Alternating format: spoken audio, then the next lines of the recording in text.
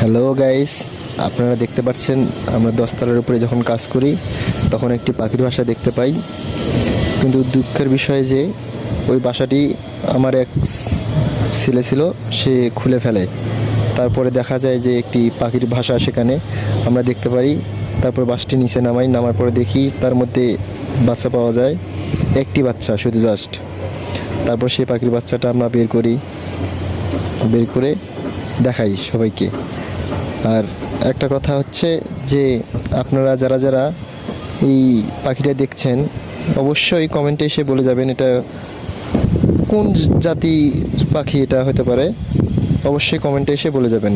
আর আর আপনারা আমাদের পাশে যারা যারা আছেন তাদেরকে সবাইকে বলছি, আমরা এই পাখিটার আপডেট আপনাদেরকে সবসময় দিতেই থাকবো। যতদিন পর্যন্ত এই পাখিটি বড় হয়নি ততদিন পর্যন্ত আমরা এই পাখিটি দেখাশোনা করব।